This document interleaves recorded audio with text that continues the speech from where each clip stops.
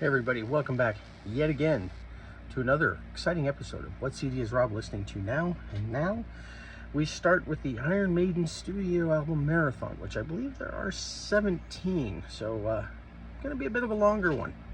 I hope I get to them all. This is the first one in 1980, a new decade, and one that was largely wasted. Not a lot really happened. It was kind of a waste of time. However, there was a lot of great music that came out during that decade. Many great bands got their start or released killer albums during those 10 years. One such band that released their first album was Iron Maiden. This was released in April of 1980, and it was the first and only album with Dennis Stratton on guitar, and it kicked off in fine fashion with the heavy guitar-driven track Prowler. Still a part of the band's live set, I believe. The music here is killer and indicative of where the band would go. A lot of themes, a lot of writing styles. It followed them their entire career. The vocals, while good, are not as good to me as a different singer that would come later.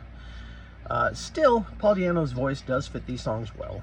Remember Tomorrow feels like sort of a 60s kind of vibe, but a heavier sound. It's really cool, and the bass line is just killer. Of course, what would you expect from Steve Harris, who is perhaps one of the, if not the greatest bass player of all time. I think this is also one of my favorite vocal performances on the album. They really shine on this tune.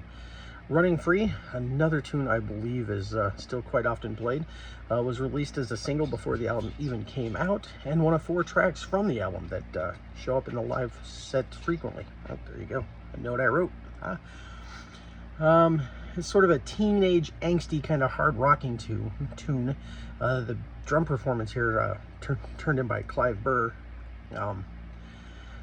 almost seems like the focal point of the song to me. It's a really cool pounding rhythm over some killer guitars and the bass sound that Iron Maiden would forever be known for.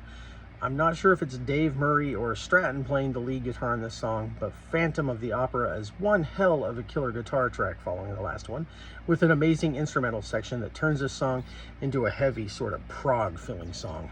Really cool stuff. Transylvania is a very cool instrumental track that has plenty of shredding and a cool theme that makes this track actually memorable. A lot of metal kind of instrumentals aren't always memorable. They're just shredding back and forth for a few minutes, but this one has a really cool melody that makes it a great tune. Unfortunately, it's kind of forgotten, like Strange World, which follows, which is sad because Strange World builds such a cool vibe, and the guitar almost reminds me a bit of that Alex Lifeson tone from the 1976 album 2112, a sort of sparse kind of guitar with some cool effects. And even when the full band kick in, to me it does sound like there's some Rush influence here. This may be my favorite track on the album. The next song, written by Dave Murray, introduced us to the infamous Charlotte the Harlot, someone who would show up a few more times in Maiden's lyrics. This song is classic Iron Maiden and one of the best tracks on the album. It's a straight up hard rocking tune with a face melting guitar solo and a really cool quieter section that elevates the song to one of my favorites from the Paul led albums. On their self-titled album, the band also have a self-titled song, something that Bad Company once did, and it's a song I believe has been played at all of, if not most of the band's shows, and brings our good friend here, Eddie, to the stage. It's an instrumental feast, as most of the band's songs are. That's not to say the vocals aren't killer, but this band has always had an amazing bunch of musicians in the band, with Steve Harris and Dave Murray lasting the longest. This may not be the band's best album, especially for me.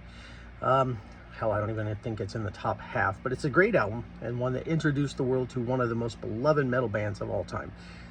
Not a bad start for a band still going to this day, over 40 years later. Like I said, music seems to be the focal point of the band, although later they would bring in one of my favorite singers, but we'll talk about him a little later on. Until then, until next time, with Killers, I bid you toodles.